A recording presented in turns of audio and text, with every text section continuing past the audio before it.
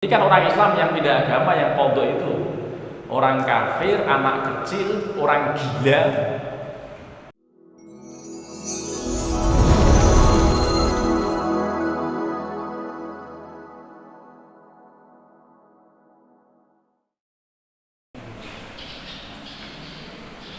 Assalamualaikum warahmatullahi wabarakatuh.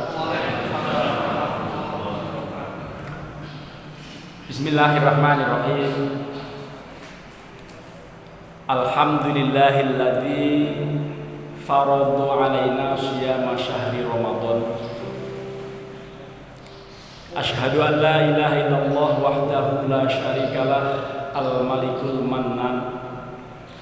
Wa asyhadu anna Muhammadan abduhu wa rasuluhu al-hadi ila daris salam. Allahumma salli wa sallim wa barik ala sayyidina wa habibina wa syafi'ina wa maulana Muhammadin sayyidil anam wa ala alihi wa ashabihi ya nabi'il ulumi wal hikam, amma ba'du.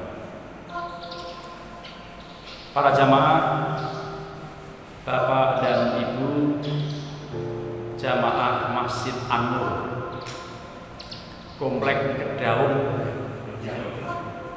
Kedaung Hijau, Ciputat, Tangerang Selatan, ya alhamdulillah. Saya hari ini akan mengkaji, dan ini live, nanti akan saya share pada Ustadz Bagus dan pengurus semuanya. Judul kita ini mengenai, saya mau membaca kitab ini sebetulnya, kitab Ihya Ulumuddin, ya, yang ditulis oleh Imam Al-Ghazali, Hujjatul Islam. Ya, jadi ini ceramah supaya tidak ngarang. Judulnya itu Wa amma lawazimul iftari fa'arba'atun. Adapun jenis-jenis pembatalan puasa yang bahasa Jawanya mukah itu ada 4. Jadi orang tidak puasa itu di bulan Ramadan kan wajib ini. Kita ini semua beriman lalu dipanggil Allah ya ayyuhalladzina amanu, seperti sholat tadi. Itu ayat-ayat yang dalam 183, 84, 185, 186 dan 187 semua ayat-ayat tentang puasa dan diturunkan Allah tahun kedua Hijriah. Sehingga ada orang yang kurang teliti dalam memberikan keterangan. Perang Badar itu memang hari Ramadan, tetapi belum puasa. Para sahabat belum puasa. Kenapa? Belum diwajibkan. Karena itu terjadi pada tahun pertama Hijriah. Sedangkan ini turun bulan Sya'ban tahun kedua Hijriah. Jadi walaupun bulan Ramadan mereka belum puasa. Termasuk Rasulullah waktu itu perang Badar nggak puasa. Kenapa? Ya karena belum wajib. Baru diwajibkan tahun kedua Hijriah. Nah, sekarang kalau kita tidak puasa itu ada 4 macam sanksinya bagi orang yang tidak puasa. Pertama, ini dicatat nih, qadha. Yang kedua, kafarat. Yang ketiga, fidyah. Yang keempat, dihukum tetap tidak boleh minum, tidak boleh makan sampai sore walaupun nggak puasa. Ada 4 nih, qadha, kafarat, fidyah, dihukum tidak boleh makan dan minum sampai sore walaupun nggak puasa. Ini ibu jangan khawatir, kalau orang men nggak dihukum, men itu dari Gusti Allah. Kalau men nggak dihukum, nah siapa yang dihukum itu? Nah, itu karena yang terakhir maka kami akan ketengahkan dengan bacaan yang tentu tidak dibaca secara detail ya, tapi sebetulnya nggak banyak, cuma setengah halaman. Amal qadha, adapun yang disebut dengan qadha, fawujubuhu amun ala kulli muslimin mukallafin taraka shauma bi'udrin aw bi ghairi udrin. Fal haidu taqdi shauma wa kadzalikal murtad. Yang namanya qadha itu mengganti puasa. Itu wajibnya berlaku umum bagi setiap orang Islam yang sudah mukallaf, di mana dia meninggalkan puasa, baik dia meninggalkannya karena udzur atau bukan karena udzur. Itu kalau nggak puasa wajib mengganti puasa. Itu utang pada Allah. Falhaidul, orang yang menstruasi dia mengqadha puasa. Demikian juga orang yang di bulan Ramadan sempat pindah agama, murtad. Saking demokratisnya Ramadan awal setengah bulan Islam, setengah bulan berikutnya masuk Buddha misalnya. Itu wajib mengqadha ketika dia masuk Buddha itu, karena tanggal 1 Syawal dia masuk Islam lagi. Di samping mencela-mencela orang itu, seandainya ada, wajib mengqadha selama dia murtad, pindah agama itu. Tetapi orang kafir lain. Ini kalimatnya, ammal kafiru wasobiyyu wal majnunu fala qadha alaihim. Adapun orang kafir, orang yang memang belum masuk Islam. Ini kan orang Islam yang pindah agama yang qadha itu. Orang kafir, anak kecil, orang gila tidak wajib mengqadha karena gila. Ini ODGJ ada YouTuber yang ngurusin orang gila dapat duit banyak itu karena subscribe-nya banyak. Ya, yang orang ngurusin orang gila itu kalau nggak puasa nggak qadha. Kenapa? Selama nggak waras ya, tidak termasuk mukallaf. Wala yushtaratu at-tatabu' fi qada'i Ramadhan walakin yuqda kaifa syaa mutafariqan wa majmu'an. Dan tidak dipersyaratkan untuk kontinu mengqadha puasa itu. Kalau misalnya ibu-ibu yang masih menstruasi 1 minggu nggak puasa ya, boleh terus menerus, boleh terpisah-pisah. Yang penting jumlahnya sesuai yang ditinggalkan. Bapak dan Ibu, ya rahmatullah. Wa amal kafarah. Nah, yang namanya kafarat hanya berlaku bagi orang yang ngawur, yang nekat, yang betul-betul nekat. Kenapa nekat? Siang hari iseng jima sama istrinya. Itu yang berlaku bagi dia kafarat. Makanya Imam Ghazali mengatakan, wa amal kafaratu fala tajibu illa bil jima'i. Adapun yang namanya kafarat maka tidak wajib dilakukan kecuali pelanggarannya itu akibat dengan jima. Wa amal istima'u wal aklu wa syurbu wa ma'adal jima'u la tajibu bihi kafaratun. Adapun istimna', adapun onani, makan, minum, pokoknya semua yang membatalkan selain jima tidak perlu kafarat. Apa kafaratnya itu? Adalah idqu raqabatin fa in aksara fasomu sahraini mutatabi'aini wa in ajaza fa in amusittina miskinan muddan. Kafarat itu apa? Kafarat itu berupa puasa 2 bulan berturut-turut.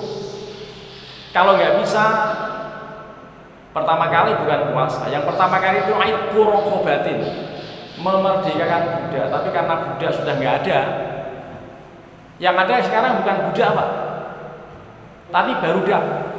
Jamak dari budak, jamak taksirnya budak itu barudak Pak. Orang Sunda itu budak-budakani, barudak-barudak, ya kacang-kacangani, karacang gitu. Orang Sunda itu ikut orang Arab, atau jangan-jangan yang Arab ikut Sunda. Kerupuk-kerupukani, karope, jamaknya kerupuk. Serandal-serandalani, sarondil gitu. Pokoknya benjut-benjutani banajit. Nah, banajit itu orang yang benjut-benjut karena dikamplungi orang. Ini lagi ngomongin apa tadi? Nah, ngomongin soal kafarat. Ya. Ini budak sudah tidak ada, karenanya puasa 2 bulan berturut-turut. Kalau nggak bisa, memberikan makan setiap hari 1 mud kepada 60 orang miskin. Itu kafarat dan hanya berlaku bagi pelanggaran Ramadan dengan jima. Tetapi kalau onani, makan dan minum tidak. Nah, orang kemudian ngakali Gusti Allah. Karena gimana cara ngakali Gusti Allah? Mohon maaf Pak, itu bagus ini bahasa Jawa ya. Dengan cara minum dulu, setelah itu baru jima. Emang dasarnya pengen jima ya. Minum dulu supaya nggak masuk kafarat. Karena Gusti Allah biasa gitu. Jadi tidak bisa dengan memang niatnya mau jima, walaupun dia minum dulu ya akhirnya jima yang kena kafarat. Itu yang namanya kafarat seperti itu. Para hadirin, para jamaah yang rahmatullah, sebetulnya hukum Islam sih tidak seketat ini. Di zaman Rasulullah itu malah ada orang kacau mengaku pada Rasulullah, ya Rasulullah celaka betul sih, celaka. Kenapa kamu celaka kenapa? Lah saya itu Ramadan jima gitu, ngaku gitu. Ramadan saya jima sama istri. Lah lalu Nabi, lah kalau gitu kamu merdeka budak. Ya bagaimana merdeka budak, saya nggak punya duit sini. Budak itu mahal Pak, mahal budak itu. Digambarkan 1 bungkah emas segede telur bebek itu harga budak itu, memerdekakan itu seperti itu. Nggak punya duit ya Rasulullah. Ya kalau begitu kamu puasa 2 bulan berturut-turut. Lah bagaimana 2 bulan? 1 bulan aja gagal saya. Sudah kalau begitu kamu kasih sedekah 1 mud setiap hari buat 6 orang miskin. Ya Rasulullah, saya tuh ya nggak punya apa-apa. Lalu sudah kalau begitu Nabi masuk rumah nggak ngambil 1 karung gandum. Wah, kamu sedekahkan kepada orang miskin di kampung kamu. Ya Rasulullah, tidak ada yang lebih miskin dari saya, wahai Rasulullah. Saya ini termasuk orang termiskin sedunia. Gitu. Jadi lalah nyanyi lagu dangdut itu orang. Akhirnya apa? Rasulullah sampai kemudian mengkekelem, tertawa itu sampai terlihat giginya jelas betul. Ini orang betul-betul ngeyel ini. Sudah kalau gitu kamu bawa pulang, kamu kasih istri kamu nikah. Begitu malah dikasih hadiah. Jadi di zaman Rasulullah jima siang hari dikasih hadiah. Sekarang jangan begitu. Ngeyel dia kemudian malah jima. Lah kan dapat hadiah, lah enggak begitu. Ini saking baiknya Rasulullah dan memang hadisnya begitu. Para jamaah, katanya kalau bapak-bapak, ibu-ibu semua berniat untuk menikahkan anak, menikahkan cucu atau menikah lagi gitu, itu laksanakan pada bulan Syawal, bulan Dzulqa'dah, bulan Dzulhijjah begitu. Supaya apa? Supaya bulan madunya tidak terganggu dengan hadirnya bulan Ramadan, supaya tidak ada pelanggaran yang ini. Karena menurut riwayat para sepuh, para sesepuh kita, bahwa pengantin baru itu tidak ada tempat yang lebih menarik daripada kamar. Begitu. Makanya anjuran nikah itu di bulan Syawal, bulan Dzulqa'dah atau bulan Dzulhijjah, bukan bulan Sya'ban lah. Bulan Sya'ban tanggal 30. Waduh, itu nantang perkara itu. Ya, nantang perkara. Makanya kadang-kadang nggak ngerti orang-orang itu pada melanggar. Dilarang sih, ya cuman rawan melakukan pelanggaran. Inilah yang disebut dengan kafarat. Jadi orang menjalankan puasa itu ada kalanya dia berkewajiban mengqadha, ada kalanya yang sampai kafarat, sampai juga nanti ada yang disebut dengan fidyah lainnya. Tetapi sebelum fidyah justru yang menarik ini, karena Imam Ghazali menyatakan begitu. Fa amma wa amma imsaku baqiyatin nahar. Adapun menahan diri, tidak boleh makan dan tidak boleh minum sepanjang hari sekalipun dia nggak puasa, itu adalah fayajibu ala man aso bil fitri au qasura fihi walaya jibu ala. Jadi walaya jibu ala haidi saya katakan, yang wajib tetap tidak boleh makan dan minum hingga sore adalah bagi orang yang nekat, bagi orang yang maksiat, tiba-tiba dia tidak puasa padahal tanpa udzur, tanpa sebab apa-apa.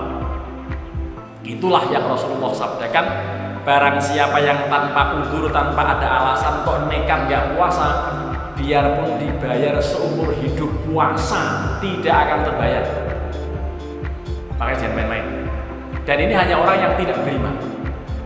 Hanya orang-orang yang suka terlihat kakinya di warteg jam 11. Itu begitu dibuka ternyata Islam juga gitu. Nah itu hanya Islam, bukan yang beriman. Gitu. Jadi ada orang yang tidak puasa, nekat. Alasannya kerja berat. Nah, kerja berat itu kalau niatnya kuat tetap kuat. Makanya menimbulkan pertanyaan antara lain kemarin sampai dialog agak panjang melalui telepon gara-gara saya diminta ceramah ke Baitul Quran dengan tema hukum meninggalkan puasa bagi pekerja. Panitia salah memberi judul, cuman bagi pekerja. Lah orang di Jakarta kan kerja semua. Kalau kemudian fatwanya boleh nggak puasa, berarti semuanya nggak puasa. Begitu. Akhirnya saya beri catatan bagi pekerja berat. Nah, kalau bagi pekerja berat ada referensinya.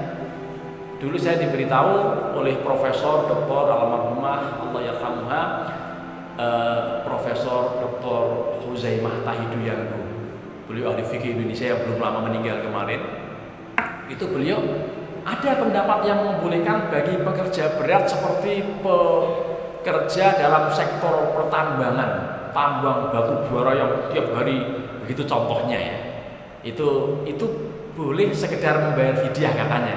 Cuman yang menyatakan beliau, yang dikutip oleh beliau itu ternyata ada dalam kitab Fiqhus Sunnah yang ditulis oleh Sayyid Sabit, dan saya baca oh ternyata memang begitu kalimatnya, tetapi hanya satu-satunya beliau, dan itu pun beliau mengutip pendapat Muhammad Abduh yang membolehkan pekerja berat boleh nggak puasa. Nah, begitu saya ceramah begitu dalam YouTube, kemudian ada yang menanggapi, termasuk ada yang telepon. Yang menanggapi malah seorang mandor tetangga saya. Mandor itu apa sih mandor itu bahasa ini kerennya, kontraktor gitu ya. Itu dia punya tukang yang walaupun kerja berat, Ramadan tetap dia puasa dan tanpa mengurangi efektivitas dia, kegiatan dia bekerja. Tukang batu. Wah, saya juga acung jempol yang model begini. Saya pernah juga punya ada yang bekerja di rumah kala itu selama sebulan Ramadan penuh dan dia puasa. Ini kuat atau tidak tergantung niat. Kalau niatnya kuat, udah pasti kuat. Tapi kalau niatnya yang kelopro ya sudah pasti nggak kuat. Begitu. Jadi ini kuat atau tidak adalah niat. Karena niat itu betul-betul kalau sudah niat dalam batin, nanti kemudian otak akan memerintahkan. Pankreas semuanya usus itu akan diperintahkan tolong kamu kerjanya santai. Besok karena sudah diperintahkan oleh hati supaya niat puasa, kamu jangan terlalu bekerja keras ya. Itu jangan terlalu bekerja keras karena selama 12 jam kamu nggak akan bekerja. Jadi santai-santai sudah diperintah oleh otak. Makanya kuat walaupun lapar, nggak ada orang mati gara-gara puasa, termasuk anak kecil. Saya punya anak 6 yang terakhir masih belum bisa karena baru TK, mau masuk SD. Tapi dulu yang sudah gede atau segala macam ini tidak pernah kemudian saya latih puasa mati, nggak ada. Ya, jadi karenanya kalau kita latih dan kemudian kita kuatkan niat, insya Allah tidak ada secara orang puasa lalu meninggal. Nah inilah, jadi ini yang disebut dengan kewajiban tetap menahan diri, tidak boleh makan, tidak boleh minum adalah orang yang nekat tanpa alasan kok berbuka. Kemudian para hadirin Bapak dan Ibu yarhamukumullah, ini saya lanjutkan sedikit. Wala yajibu 'alal haidi idza tahurat imsaku baqiyati nahariha. Tidak wajib orang yang menstruasi ketika dia tiba-tiba berhenti, tiba-tiba suci untuk menahan sepanjang hari. Artinya kalau tiba-tiba suci itu ya tidak wajib menahan, dan boleh minum lah intinya. Karena nggak nekat ya, emang asli kan. Jadi orang menstruasi tidak begitu ininya, Tidak boleh, tidak harus menahan dirinya sampai sore untuk tidak makan. Wala 'alal musafiri idza qadima muftiron. Dan juga tidak seorang musafir tidak harus menahan diri. Kalau memang dia tidak puasa sampai satu tempat ya sudah minum, tapi jangan di depan orang juga. Ya kasihan, apalagi di depan anak kecil yang baru latihan puasa, emaknya makan, cuma campur makan gitu karena alasan menstruasi. Dia ikut main, lama-lama itu anak itu. Ya, wah kalau gitu saya ikut main aja lah gitu. Gara-gara emaknya nyontohin. Kalau mau makan juga ya ngumpet. Ya, atau diberitahu anaknya. Kalau sudah dewasa tahu, tapi kalau anak kecil kadang-kadang kok mak kalau itu saya ikut main aja kan gitu. Ya padahal dia laki-laki ya gak mudeng. Nah, jadi ini yang perlu jelaskan pada keluarga-keluarga baru, kadang-kadang nggak mudeng yang model begini. Nah karenanya Bapak dan Ibu yarhamukumullah, ini pelajaran fikih tapi campur-campur tasawuf, karena kita Ihya Ulumuddin begitu sifatnya.